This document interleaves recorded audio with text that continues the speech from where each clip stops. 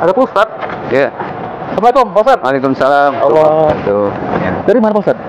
Ya, ini mau nyantai sini. Oh iya, Ya. saya Pak Ustadz kan? Sehat alhamdulillah. Oh, Ya. Pak Ustadz nyantai di Kopisma? Oh, ya, oke, cocok ayo. kayak Pak Ya. Ustadz. Ini kan kita ada kawan-kawan nih, Iya, iya. silaturahmi di sini. Iya, iya.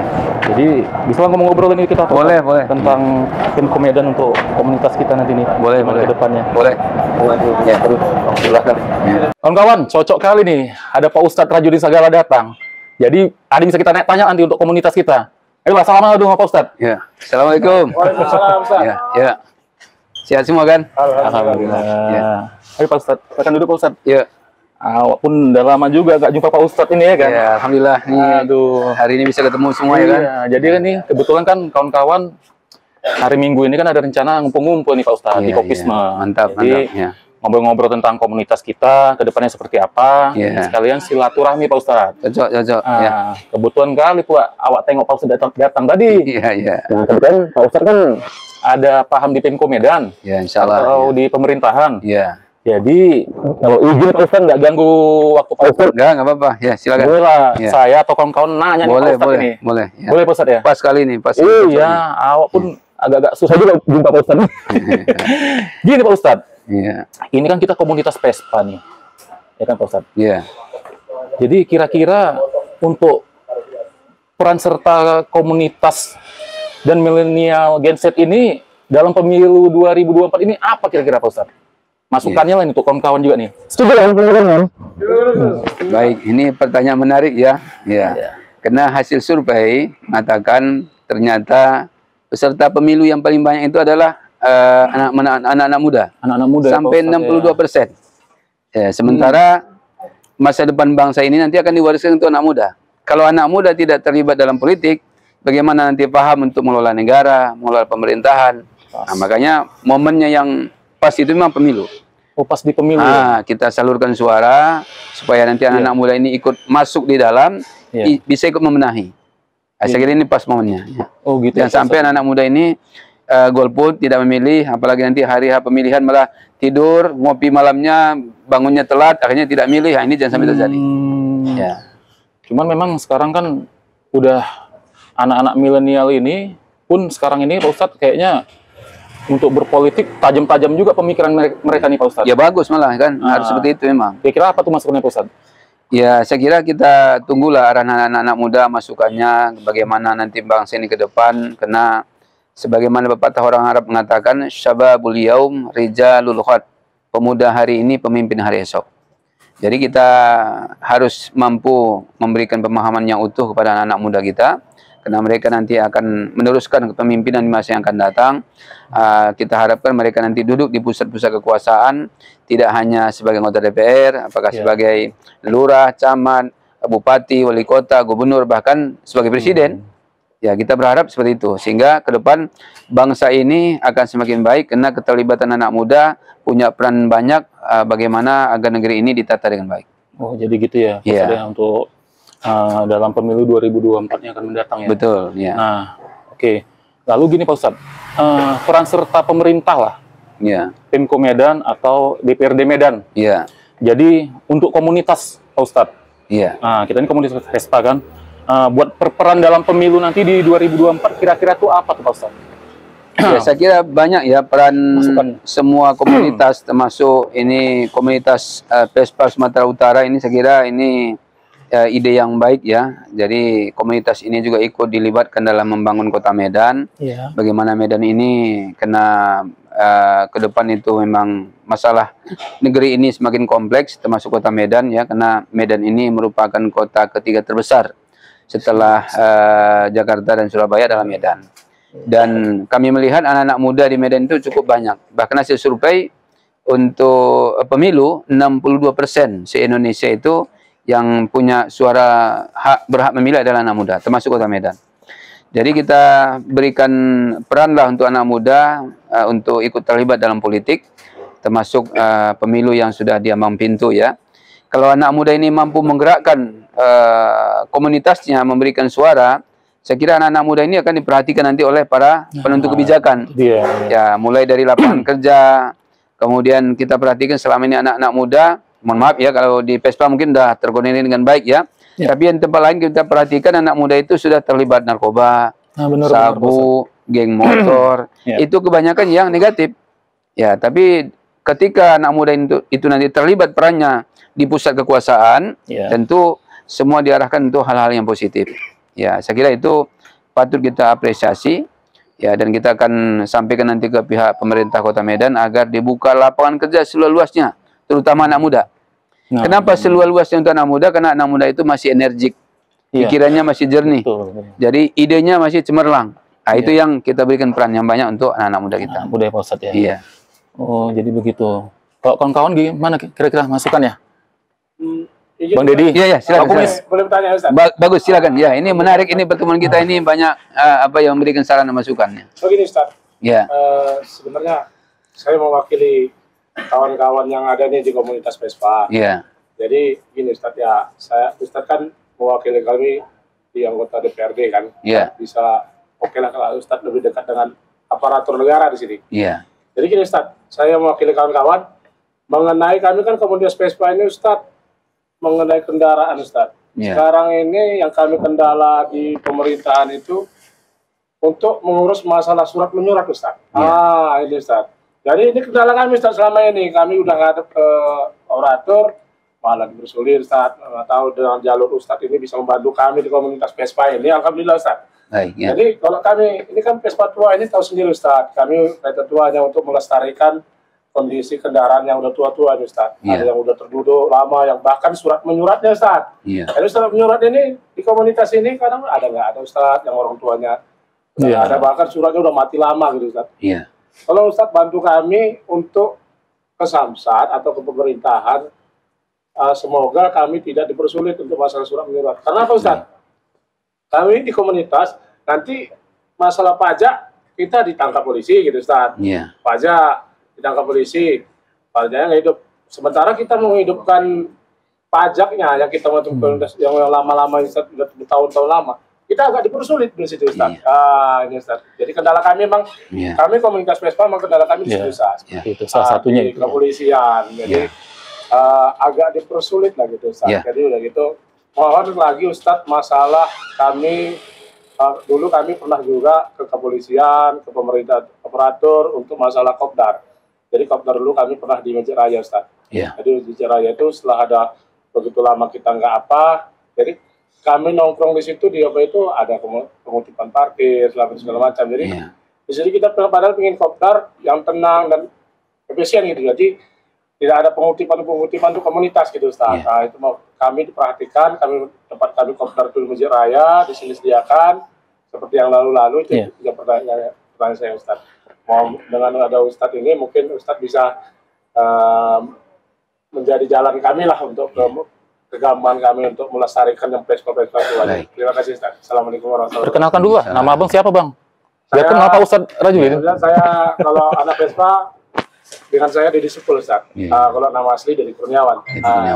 Kami dari Himpunan Vespa Sumatera Utara, mewakili lah ini. Mewakili kawan-kawan. Baik, saya coba menjawab ya.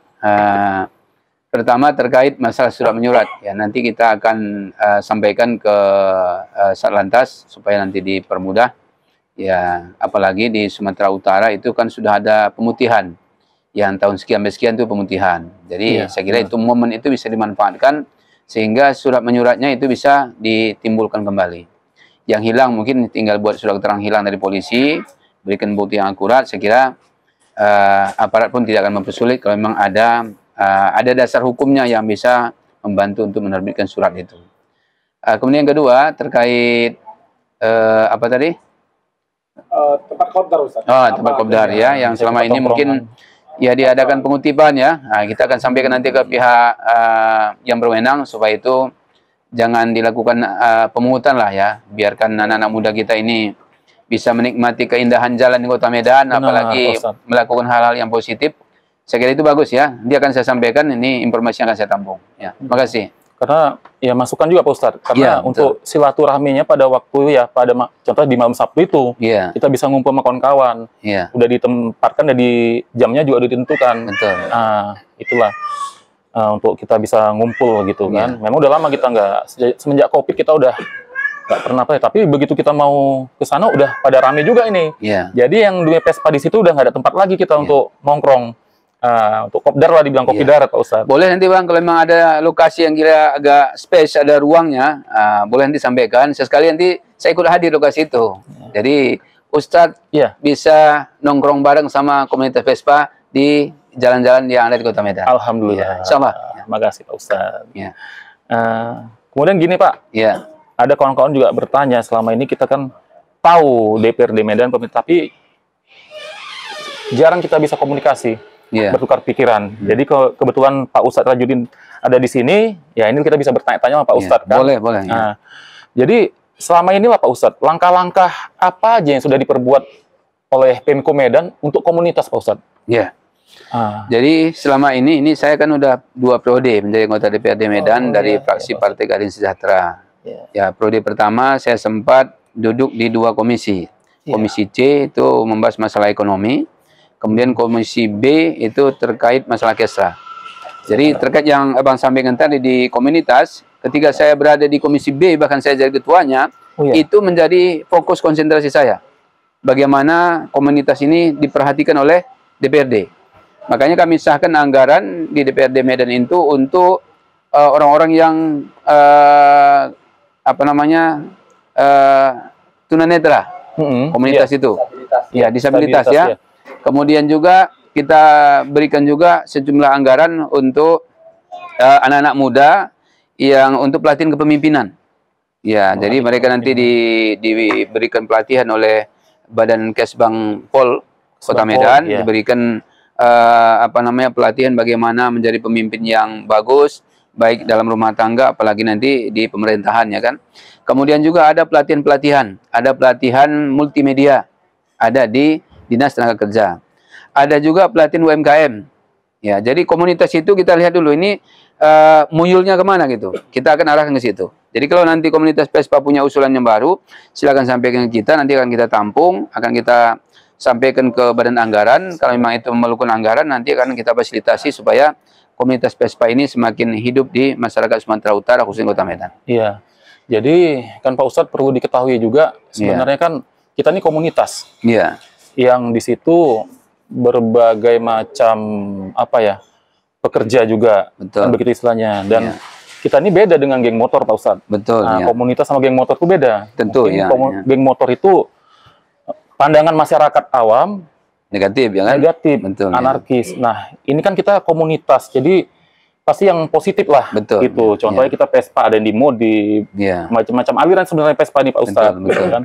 Nah, di situ kira-kira Pak Ustadz, apa yang bisa memperkuat bahwasannya komunitas ini bukan geng motor Pak Ustadz?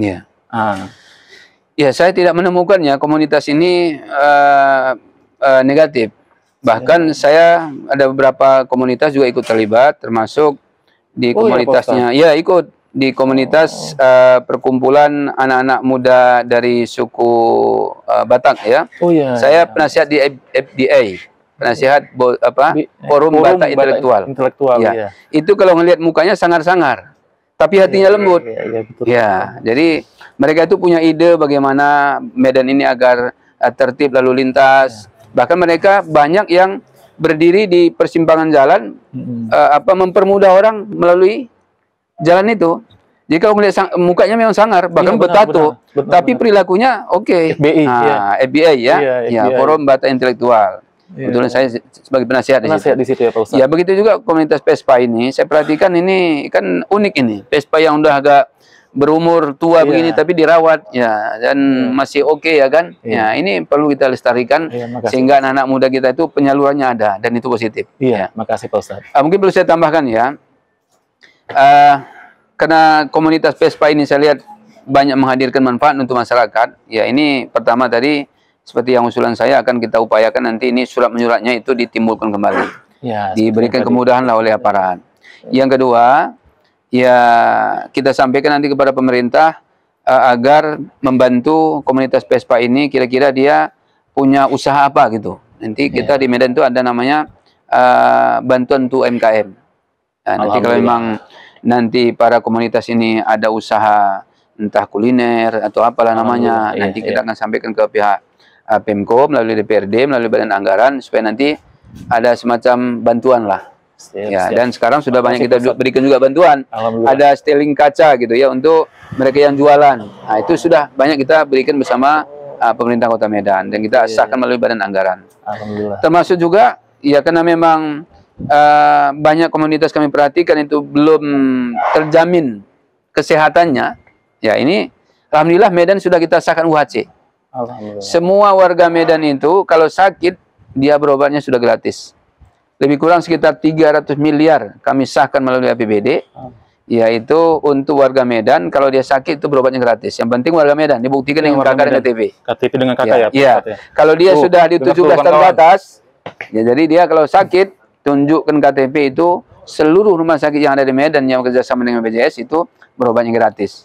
Yang mana tahu nanti ini abang-abang ini misalkan pas pulang misalkan ada sesuatu yang tak diinginkan terjadi tiba-tiba kecelakaan atau mungkin keluarga ya itu bisa dengan mudah rumah sakit langsung memberikan pelayanan berobat secara gratis. Nah, itu yang pertama ya terkait dengan UHC berobat gratis sejak 1 Desember 2022. Oh sudah setahun sudah ya. Dan ketika finalisasi APBD kebetulan saya waktu yang memimpin rapatnya makanya saya tahu betul ini kronologisnya sudah disahkan. Ya. Kemudian yang kedua ya terkait komunitas seperti ini kan bila perlu, ya ini pertemuan kita ini tidak hanya kali ini, tidak hanya di sini. Iya, Pak Ustadz. Kalau bisa nanti kita sesering mungkin kita buat pertemuan, karena anak-anak muda ini kan idenya banyak. Iya. Apalagi yang memang berada kritis, Pak Ustadz. Ya di lapangannya kan, itu kan kritis tapi positif. Yang positif. Nah, itu yang kita butuhkan. Benar. Jadi jangan hanya segelintir orang yang kita tampung masukannya, tapi juga dari komunitas itu juga tidak kalah penting, termasuk komunitas Vespa. Kira-kira Medan ini mau kita apakan? Bagaimana nanti terobosan untuk membuat Medan jadi lebih baik? Termasuk bagaimana menciptakan lapangan kerja? Bagaimana nanti agar anak-anak muda kita yang selama ini mungkin sudah mulai terlibat hal-hal yang negatif kita buat jadi positif? Ya, ini mungkin perlu kita hidupkan kembali ini.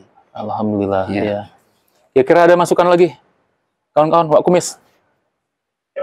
Ya, mau nanya dulu. Oke, Pak. Silakan dulu, Pak Ustadz. Pak Kumis. Kira-kira Pak, program apa yang ada di Kota Medan ini yang direncanakan hanya untuk orang-orang yang berkeluarga? Untuk orang-orang yang sudah berkeluarga. Yang sudah berkeluarga? Nah, karena kan begini, kan yang berkeluarga ini kan kadang-kadang orangnya bekerja. Istilahnya kadang ada, kadang tidak kan gitu. Jadi untuk kebutuhan sehari-hari atau ada program-program yang apa untuk orang yang berkeluarga itu atau ada Ustaz? Baik, ya. Ini memang sudah saya galakkan ya sejak saya dilantik menjadi anggota DPRD Medan dari periode pertama. Dan ini hampir setiap hari kita advokasi terkait pertanyaan abang tadi. Rata-rata bisa 20 sampai 50 orang setiap hari datang ke rumah aspirasi saya. Jadi saya punya rumah aspirasi Jalan Karya Setia, Siagul, Medan Barat. Itu bukanya dari jam 3 Bang, sampai jam setengah 6 sore. Itu rata-rata setiap hari hadir dari Senin sampai Jumat itu 20 sampai 50 orang. Apa yang mereka keluhkan? Ya itu yang pertanyaan abang tadi, pembuatan KK, KTP, akte kelahiran, kemudian KIA. Nah, mungkin masih sebagian kita ada yang langka terkait dengan istilah KIA ya. Ya, KIA itu kartu identitas anak. Berarti anak itu umurnya di bawah 17. Ya, mulai dari 0 tahun kan anak itu dimasukkan dulu namanya dalam KK. Bagaimana prosedurnya? Nah, itu yang sehari-hari dilayani oleh staf saya. Kemudian ketika anak ini nanti masuk sekolah, karena harus terdaftar di KK, ada NIK-nya, dan ada KIA-nya, kartu identitas anak. Itulah pengganti KTP buat anak yang belum umurnya 17 tahun. Itu yang sehari-hari kita proses Bang, kita bantu. Jadi nanti ketika anak ini nanti sudah sekolah, nah inilah ada lagi Bang program yang sudah kita gulirkan di DPRD Medan melalui badan anggaran, yaitu membantu anak-anak yang kurang mampu ketika mereka sekolah di SD negeri, SMP negeri, ada namanya istilah KIP, ya Kartu Indonesia Pintar, atau PIP, Program Indonesia Pintar. Ya, kalau anaknya SD itu dapat bantuan uang cash 450.000.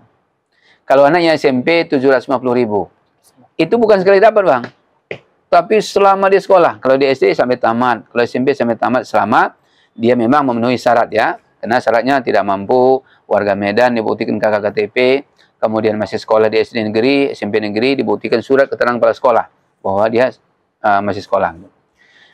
Itulah yang kita selama ini kita gulirkan, sehingga masyarakat Medan itu, kehadiran kita sebagai anggota DPR itu dirasakan oleh semua kalangan. Komunitas tadi sudah kita buatkan berobat gratis, kemudian pengurus KKKTP. Untuk anak-anak sekolah itu kita berikan beasiswa melalui PIP atau KIP, termasuk juga seragam sekolah, Bang. Masih banyak kita temukan anak di Medan ini, dia minat sekolahnya tinggi, tapi dia minder. Kenapa? Bajunya koyak, atau sepatunya nggak layak pakai. Kita sudah sahkan melalui Badan Anggaran DPRD Medan, bagi siswa yang tidak mampu, yang tuh apa, itu bisa mendaftar lewat sekolah. Sekolah nanti akan menyampaikan data ke Dinas Pendidikan, kemudian didata, hasil pendataan mereka layak, maka diberikan nanti baju seragam sekolah sama baju olahraga, termasuk sepatunya. Ya, jadi tidak ada alasan anak kita minder tidak datang sekolah karena pakaian tidak ada, karena sudah kami anggarkan melalui Badan Anggaran DPRD Medan. Sampai setingkat SMA tuh Pak Ustadz? Enggak, SMA bukan wewenang kami, Bang. Itu wewenang gitu provinsi. ya. Dan hebatnya lagi, kita sudah juga anggarkan juga untuk kuliah, Bang.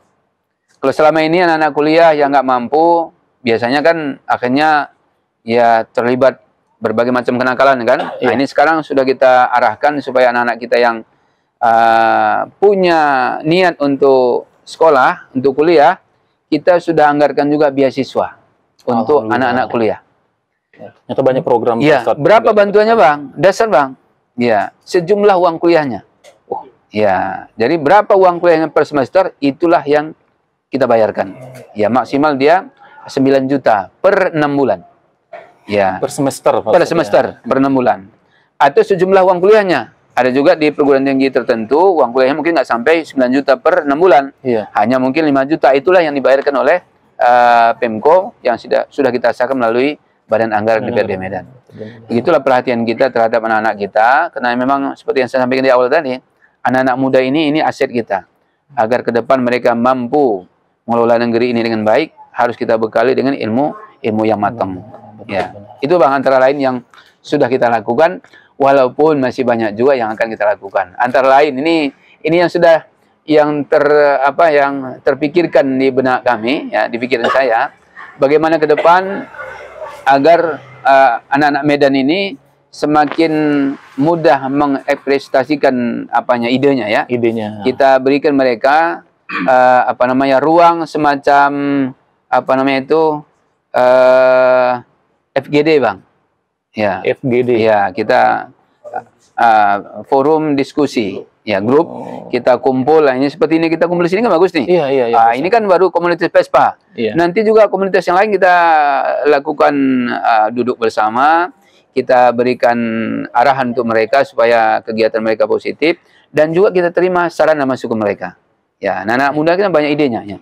Ya, saya kira itu, Bang. Ya, Ustadz, silakan. Iya, Pak Ustadz. Oke, Bang. Ya, makasih. Kita lanjut lagi nih. Ya, oke. Ya. Bismillah. Oke. Dari teman-teman. Oh iya, Onci. Ya. Silakan, Bang. Kenakan, Ci. Perkenalkan, nama saya Onci Sarif. Ya. Jadi, teringatnya gini, Ustadz. Tadi kan Ustadz cerita tentang bantuan anak yang sekolah di negeri. Betul. Apakah anak yang di sekolah swasta dapat juga nggak bantuan PIP? Ya, baik. Ini pertanyaan menarik, ya. Makasih, Pak. Ya. Untuk sekolah yang di SD swasta, SMP swasta atau di pesantren, ya ini yang sedang kami pikirkan. Rencana kami tahun 2024 akan datang, itu akan kita bawa di rapat Badan Anggaran supaya itu juga dimasukkan. Ya, untuk sementara memang masih yang negeri, Bang. Oh, berarti belum, untuk yang swasta Belum, tapi ya? di tahun depan gitu ya. sudah menjadi agenda kita.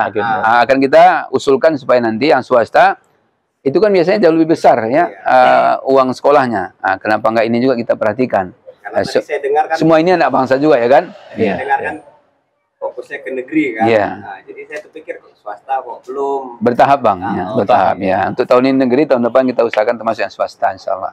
Makasih, Pak. Iya, ya. Oke, Pak Ustadz. Ya. Jadi ini ya alhamdulillah nih ketemu Pak Ustadz. Ya. Jadi banyak yang nggak kita pahami, ternyata Pemko Medan atau DPRD Medan udah banyak berbuat ini. Iya, telah. Nah, dan kita sudah mengetahui nih tadi nih. Tinggal lagi kelanjutannya nanti ya kita bertanya lagi dengan Pak Ustadz. Iya. Juga bisa dari komunitas ini kita bisa menginformasikan yang sudah diperbuat DPRD Medan ke masyarakat, Pak Ustadz. Di sekitaran kami ini tinggal lah kan gitu. Nah, jadi harapannya Pak Ustadz ke depannya ini pun kita, harapan saya dan kawan-kawan bisa ketemu dengan Pak Ustadz lagi. Boleh, ya. Kita jalin silaturahmi supaya bisa bertukar pikiran lah. Dan bisa untuk apa diperbuat ke depannya lagi. Boleh. Nah, jadi Pak Ustadz untuk ke depannya boleh audiensi dengan Pak Ustadz? Oh, dengan senang hati. Itu ya. Ya, ini sekaligus saya sampaikan ya. Saya setiap minggu itu hari Senin dan Selasa itu selalu menampung masyarakat yang beraudiensi ke ruang saya. Oh, terbuka. Bahkan saya perlakukan secara istimewa. Ya, begitu nanti hadir hari Senin atau hari Selasa, ya sebelumnya dikabari, kita sudah siapkan persiapan khusus. Ya, termasuk makanannya, snacknya sudah kita persiapkan secara khusus. Karena yang datang ini anak-anak muda yang sebagai potensi kita untuk masa akan datang, harus kita berikan motivasi dan semangat supaya mereka itu nanti yang memberikan ide, saran, masukan untuk kita, sehingga kami akan semakin serius menanggapi kehadiran mereka. Insyaallah. Jadi kan memang sebenarnya saling mengingatkan juga Pak Ustadz. Betul. Pak Ustadz mengingatkan kami juga keluhan dari masyarakat. Nah, termasuk kami ini kan komunitas, tapi kan masyarakat juga ini. Betul. Nah, jadi kalau izin kalau mau audiensi, nanti apakah perlu ngelapor antri atau gimana, Zat? Oh, ya. Ya biasanya aku ganggu jam tidak. Ya, makanya saya sebutkan tadi, memang kalau udah beritahu, saya kan akan setting Senin atau Selasa jam berapa. Biasanya kita permudah, sama yang security pun kita sudah langsung calling. Ini tamu saya, tolong diprioritas masuk gitu. Insyaallah kita permudah lah. Oh iya Pak Ustadz. Nanya tuh kawan-kawan tuh Pak Ustadz. Pak Ustadz ikut nyalek juga lagi nih. 2024 Pak Ustadz. Iya. Mungkin sebagian kawan dari komunitas Vespa mungkin belum melihat secara apa ya di lapangan. Ya, saya Rajulin Sagala ya yang dicalegkan dari PKS untuk tahun 2024 masih diamanahkan caleg di Dapil 1. Di Dapil 1. Nah, ada 4 kecamatan Bang, Medan Barat, Helpet, Tisah, Medan Baru. Oh, Dapil saya juga tuh Pak Ustadz. Udah cocok lah Bang. Ya. Jadi kalau bisa Bang, keluarga komunitas Vespa di Dapil saya tolong saling berkabar Bang. Siap, ya, mudah-mudahan pilihannya ke kita, apalagi selama ini hubungan kita dengan komunitas Vespa sudah cukup baik kan. Ya, jangan hanya pas saat ngopi tapi juga sampai ke bilik suara Bang. Maksudnya tadi begitu Pak Ustadz. Jadi kedepannya kita juga sering komunikasi, tukar pikiran juga lah. Apalagi tadi dari komunitas Vespa sudah banyak memberikan ide kan, saran. Ya, mudah-mudahan ide itu kami tampung, kami perjuangkan. Nanti begitu berhasil, kita ketemu lagi untuk menjalankan program yang sudah kita sepakati bersama itu. Iya. Insyaallah. Ya. Oke lah, gitu dulu Pak Ustadz ya. Oke. Sehat Pak Ustadz. Iya, amin. Salam kasih banyak. Iya. Izin Pak Ustadz ya. Sama Bang. Salam juga untuk semua komunitas yang belum hadir. Saya sampaikan nanti Pak Ustadz. Oke. Assalamualaikum Pak Ustadz. Waalaikumsalam warahmatullahi wabarakatuh.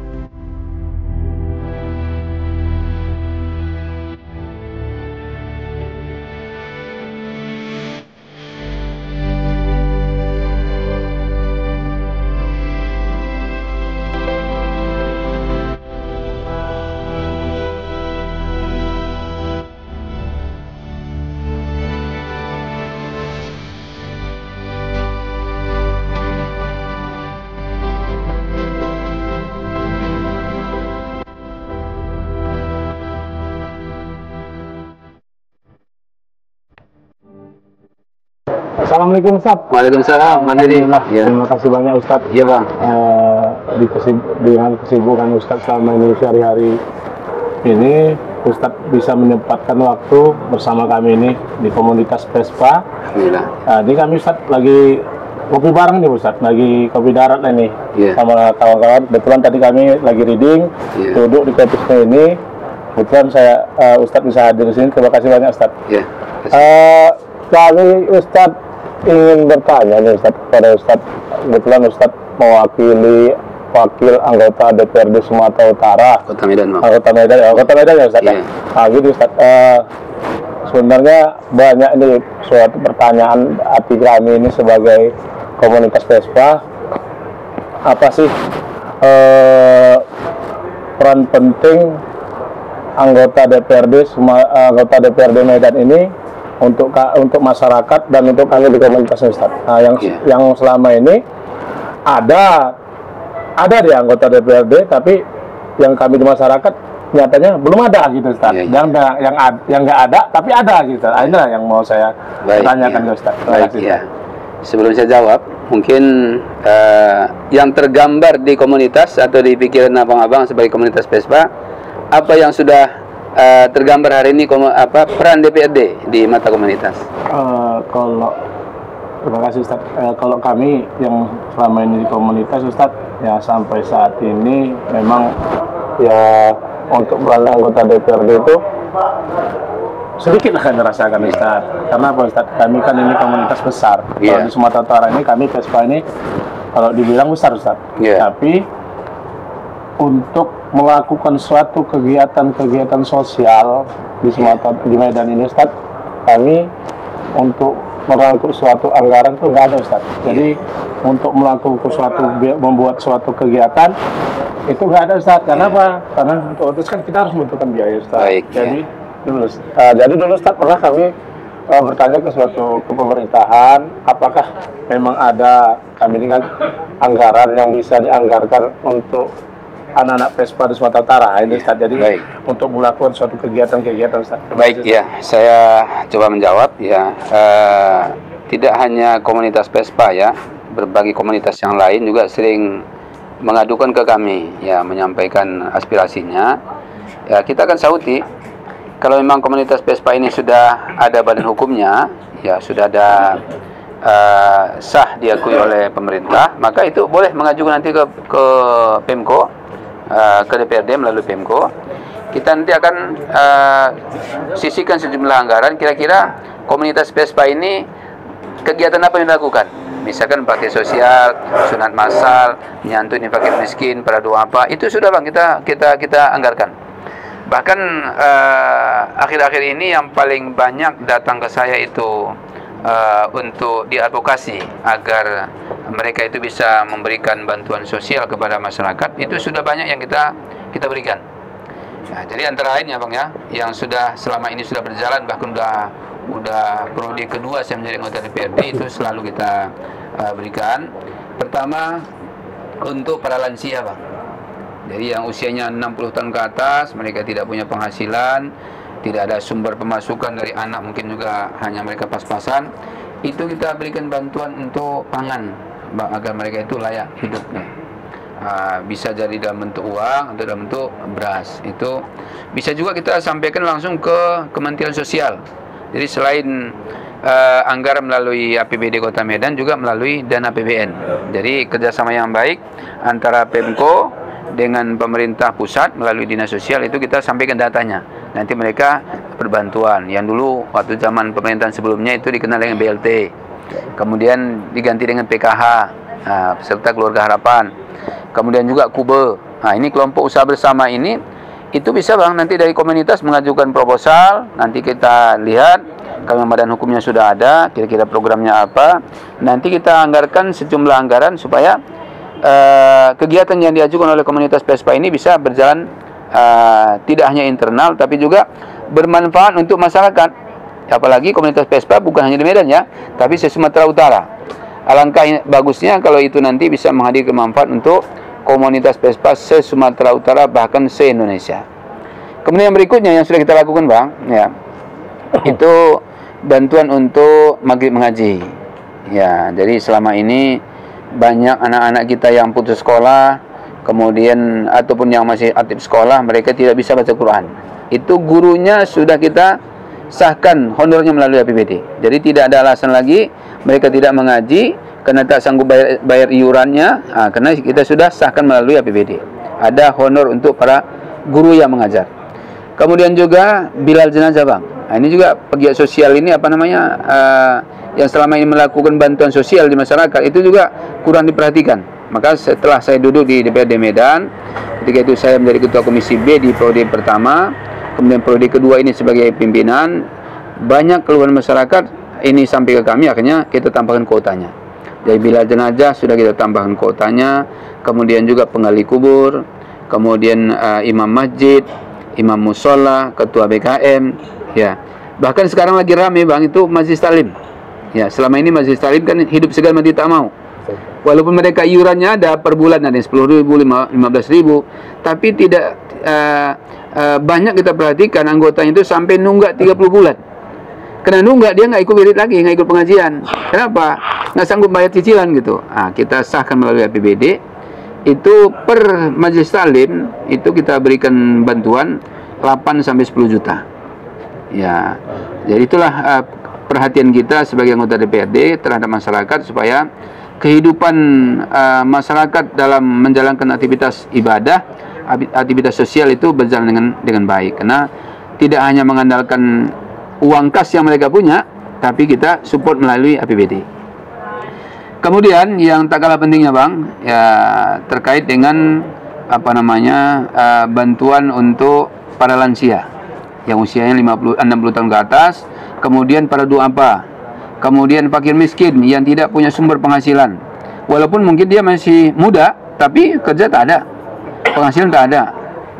Misalkan seorang ibu sudah ditinggal suami, dia janda, anaknya ada berapa orang. Ini siapa yang bertanggung jawab? Ini negara sebenarnya. Makanya kami melalui Badan Anggaran di DPRD Medan itu menyisihkan sejumlah anggaran, mendata warga yang kurang mampu, walaupun belum semua ya, karena keterbatasan anggaran kita. Paling tidak sudah ada keberpihakan kita memberikan bantuan untuk para duafa yang mereka tidak punya penghasilan. Itu antara lain bang, peran-peran yang selama ini sudah kita lakukan. Selain kita juga membuat peraturan daerah, mana jalan yang tidak boleh parkir, nah itu kita buat pada mana daerah yang tidak boleh merokok sembarangan, kita sudah buat perdanya. Mana daerah-daerah yang dilarang untuk berjualan, supaya masyarakat juga tertib di lapangan. Itu bang, antara lain bang. Ya. Terima kasih Ustaz. Udah gitu Ustaz. Kebetulan Ustaz. Ya, ini dari kami komunitas ini pun ada Ustaz. Kebetulan adik kita Wahyu Darmono ini mau nyalek ini Ustaz. Nah itu Ustaz. Kebetulan dia ini mau nyalek di dapil 4 Ustaz. Kebetulan mungkin dia bisa menjelaskan lagi tentang, karena kami pun banyak bertanya ke dia tentang komunitas Vespa ini Ustaz. Dia kebetulan satu klub sama saya kan. Sering juga bertanya Ustaz pada dia apakah bisa peran penting anggota DPR, DPRD Medan ini untuk kami di komunitas Vespa ini. Sekaligus saya tambahkan bang sebelum Wahyu datang. Jadi antara lain peran kita yang sudah kita gulirkan ke masyarakat terkait dengan berobat gratis bang. Berobat gratis itu bagi masyarakat Medan itu sejak 1 Desember 2022 itu sudah kita sahkan melalui APBD dan sudah diberlakukan oleh Pemko Medan. Siapapun warga Medan yang dia punya identitas Medan, dia punya KK, KTP, atau kalau dia belum punya KTP berarti ada namanya di KK. Kalau dia sakit apapun sakitnya selama itu terdeteksi secara medis, dia bisa berobat gratis. Kalau dia berobat jalan mungkin cukup di puskesmas menunjukkan KK atau KTP. Kalau perlu rujukan mungkin pihak puskesmas tidak bisa melakukan tindakan karena mungkin keterbatasan alat medis atau dokter yang tersedia mungkin kurang lengkap, akan dirujuk ke rumah sakit. Dan itu bang, selama ini hampir setiap hari masyarakat itu mengadu ke saya lewat WA, karena memang saya sebarkan nomor handphone saya secara terbuka kepada masyarakat Medan. Siapapun warga Medan yang merasa terganggu kesehatannya, dia tidak mampu membiayai perobatan di rumah sakit atau di tempat dokter, maka kita akan rekom. Maka alhamdulillah seluruh telepon di rumah sakit Medan itu kita punya bang. Jadi nanti ketika pasien mengadu ke saya, itu langsung saya hubungkan, saya telepon, Pak Dirut tolong dibantu, ini masyarakat perlu dibantu perobatannya secara gratis menggunakan UHC, ini kakaknya di KTP-nya, karena mereka sudah biar ke saya. Dan itu rata-rata bang 5-10 orang per hari kita advokasi langsung berobat ke rumah sakit, termasuk yang melahirkan bang. Abang udah punya anak? Alhamdulillah Ustaz. Berapa orang bang? 4 Ustaz. Masih bisa bang, nambah ya kan. Kalau masalah melahirkan bang sudah di-cover oleh APBD. Sering saya sampaikan dalam pertemuan dengan warga, Kalau Bapak Ibu ya misalkan ya terganggu biaya melahirkan, apakah melahirkannya normal atau operasi, kita sudah sahkan melalui APBD. Ada ibu yang bertanya, Bang, sampai anak berapa besar katanya? Insya Allah sampai anak ke 10 pun insya Allah masih di-cover oleh APBD, ya kan? Nggak apa-apa, selama itu memang perlu kita bantu. Iya. Termasuk komunitas, Bang. Karena tahu ada istri yang sedang hamil, hasil USG mungkin perlu operasi, segera nanti komunikasi dengan kita. Nanti kalau Bang Wahyu juga nanti sudah ya dicalekkan dan kita doakan lolos, nanti komunitas PSPA mungkin semakin mudah untuk menyampaikan aspirasi langsung pada beliau. Terima kasih. Udah gitu, ini agak apa ini sedikit, agak lari sedikit ya Ustaz. Ya, nggak apa-apa. Tentang Ustaz ini saya kan kebetulan pengurus masjid ya Ustaz. Ya. Saya kebetulan sekjen masjid di daerah Medan Ustaz. Apakah bisa, ini sekarang kami lagi membangun masjid nih Ustaz. Jadi membangun masjid daerah Bromo, sampai saat ini kami sudah masukkan ke Pemprov, ke Pemko atau anggota DPRD Ustaz. Tapi sampai saat ini belum ada gitu peran penting Pemprov ini, peran penting Pemko ini sama anggota DPRD belum ada kita rasakan Ustaz. Ini gimana Ustaz? Baik. Apakah bisa melalui Ustaz ini? Boleh Bang. Ya, jadi kalau di dapil saya Bang, mungkin lebih dari 30 masjid sudah saya advokasi. Bahkan kemarin terakhir saya dan Pak Wali langsung datang ke Masjid Umar bin Khattab menyerahkan bantuan sebanyak 100 juta. Jadi nanti kalau Masjid Abang memang butuh, dan ini adalah salah satu Bang program kami dari DPRD Medan, terutama kami dari PKS, karena memang ya selain kami partai politik juga partai Islam ya kan. Jadi kami sudah naikkan anggaran untuk rumah ibadah. Ya, termasuklah masjid, mushola, gereja. Nah, ini sudah kita naikkan untuk membangun masjid atau rumah ibadah lainnya, termasuk rehab. Ya, selama ini fokus kita ini kita prioritas membangun rumah ibadah, kita besarkan anggarannya supaya rumah ibadah di Medan ini bisa mendapatkan bantuan itu. Dan tidak hanya itu Bang, tidak hanya rehab rumah ibadah, termasuk juga honor ketua BKM, honor imam masjid, bahkan yang terbaru sekarang Bang, marbot masjid. Yang selama ini nyapu masjid, yang dia membersihkan pekarangan masjid, itu pun sudah kita masuk dalam APBD. Ya, begitulah perhatian kita agar kegiatan keagamaan itu berjalan dengan tertib dan nyaman. Terima kasih banyak Ustaz. Iya Bang. Iya. Oh, ada lagi silakan. Ya. Ini kan milenial kan udah pasti ke depan akan menghadapi pesta demokrasi Ustaz. Iya. Seberapa penting peran milenial Gen Z untuk memilih dan ikut serta dalam pemilu 2024 yang akan datang? Dan penting nggak sih DPRD itu kami memiliki keterwakilan di DPRD dalam pemilu 2024? Kami merasa selama ini nggak penting ada DPRD karena kami gini-gini aja.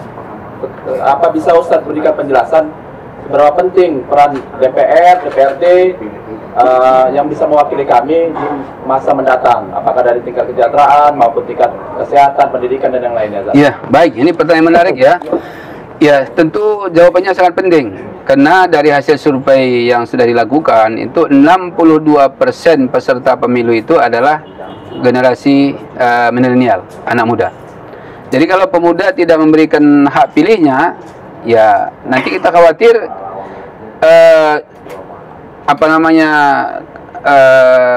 kepentingan anak muda tidak terperhatikan di pemerintahan, termasuk juga di DPRD.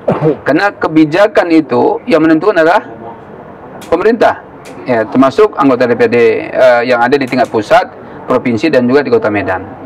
Jadi ketika anak muda seperti yang usulan Abang tadi tidak tertampung, harus kemana saluran aspirasinya? Nah, makanya tentu ke DPRD. Maka DPRD itu sangat penting bagi semua kalangan, termasuk anak muda. Antara lain yang sudah kita buat kebijakan yang seperti yang saya sampaikan di awal tadi, kebijakan untuk bantuan KIP, kemudian untuk mahasiswa yang kurang mampu itu bisa tetap melanjutkan kuliahnya walaupun mungkin secara ekonomi dia terbatas, tapi karena kita sudah sahkan melalui APBD, mereka bisa terbantu uang kuliahnya, termasuk juga anak-anak SD SMP yang mungkin tidak bisa beli baju seragam, baju sekolahnya, itu sudah kita bantu melalui APBD. Dengan adanya peran itu, insya Allah semua rakyat di negeri ini terperhatikan, termasuk komunitas anak muda. Ya, itu saya kira antara lain peran yang sudah kita berikan untuk anak-anak muda. Maka anak muda ini jangan sampai golput, jangan sampai tidak memilih, jangan sampai nanti pas hari H besok pemilu malam ini tidur, Udah taunya pas ngitung suara. Ya, udah suara udah tutup, jangan sampai. Inilah momen yang paling tepat anak muda memberikan hak pilih. Ya, apalagi kalau kami dari PKS itu mayoritas calegnya itu anak muda. Walaupun masih ada orang tua, ya wajar sebagai penasihat ya kan. Tapi umumnya caleg PKS itu se-Indonesia itu mayoritas anak muda. Itulah keberpihakan kami supaya suara anak muda ini ada di parlemen. Ya, termasuk juga suara ibu-ibu. Kalau secara undang-undang ditetapkan bahwa caleg itu 30%, malah PKS melampaui itu. Bahkan di beberapa kabupaten kota dan provinsi sampai 40 bahkan 48%. Begitulah keberpihakan kita untuk keterwakilan agar suara perempuan itu ada di parlemen. Apalagi anak-anak muda. Mungkin boleh dikatakan caleg PKS se-Indonesia termasuk Medan itu hampir 50% itu anak-anak muda. Nah, itulah keberpihakan kita agar anak-anak muda ini yang masih cemerlang, kemudian idenya begitu banyak, itu bisa tersuarakan nanti di kekuasaan. Baik, Ustaz, sekitar izin Bang Den. Kondisinya saat ini kan masyarakat mengalami itu, Ustaz, bahwasannya terutama yang khususnya bagi yang sudah berkeluarga. Iya. Tingginya harga pangan, Ustaz, beras, naik, Ustaz, nggak pernah beras turun, Ustaz. Iya. Kemudian seringnya terjadi air mati. Ada juga masyarakat yang belum teraliri air di rumah tangganya. Kemudian PBB, Ustaz. PBB saat ini Kota Medan melonjak, ya. Melonjak, Ustaz. Makanya yang belum punya rumah khawatir mau punya rumah, Ustaz. Nah, khawatir untuk biaya bangun sama biaya PBB-nya, Ustaz. Iya. Kemudian terkait juga biaya pendidikan kesehatan yang tinggi, semakin tinggi di Indonesia ini, Ustaz. Apa pentingnya adanya keterwakilan kita di DPR? Apalagi apakah butuh kita keterwakilan DPR itu secara mayoritas yang mampu merubah sistem kendala atau masalah di masyarakat seperti mahalnya harga beras, tingginya PBB, kemudian yang lainnya, Ustaz? Iya. Baik, nah ini pertanyaan tak kalah pentingnya, Bang, dari pertanyaan sebelumnya. Ya, memang masyarakat selama ini sudah mulai apatis, ya. Aku pun milih gini-gini aja. Kata seorang ibu, aku tetapnya jadi pembantu rumah tangga. Ya nggak mungkin lah pula pembantu rumah tangga diangkat jadi tentara, ya kan, atau jadi ASN. Ya, tapi kebijakan ini, kalau yang menentukan kebijakan itu bukan berpihak pada rakyat, nah ini yang merugikan semua masyarakat, termasuk komunitas. Ya. Ketika yang duduk itu memang orang-orang yang memang paham apa maunya rakyat, apa butuhnya komunitas, tentu kebutuhan komunitas, kebutuhan rakyat itu akan tersuarakan di pusat kekuasaan. Kemudian nanti di badan anggaran juga akan tersampaikan. Bagaimana mungkin kesehatan Medan itu bisa gratis kalau orang yang menentukan kebijakan tidak paham arah itu. Makanya, ya kalau kita ingin menekan tingginya harga-harga semua barang, terutama sembako yang menjadi kebutuhan sehari-hari, maka kebijakan itulah yang harus kita tempuh dengan berperan aktif dalam pemilu, mengajak orang banyak supaya memberikan hak suara dan menentukan pilihannya pada orang-orang baik yang memang pro masyarakat, pro rakyat, dan dia tahu apa maunya masyarakat, apa maunya rakyat. Ya, dan kami dari PKS itu selalu kami survei kira-kira rakyat maunya apa. Nah, makanya itulah yang kita suarakan di parlemen. Ya. Oke, Ustaz, terima kasih banyak atas waktunya, Ustaz. Ustaz dengan kesibukan hari-hari bisa meluangkan waktu untuk berbaur dengan kami ini di komunitas PESPAS Sumatera Utara. Saya atas nama IPSU Sumatera Utara dan kawan-kawan di beberapa komunitas, terima kasih banyak, Ustaz. Oke, Bang. Ya, terima kasih banyak, Bang. Waalaikumsalam warahmatullahi wabarakatuh. Sehat selalu. Ya.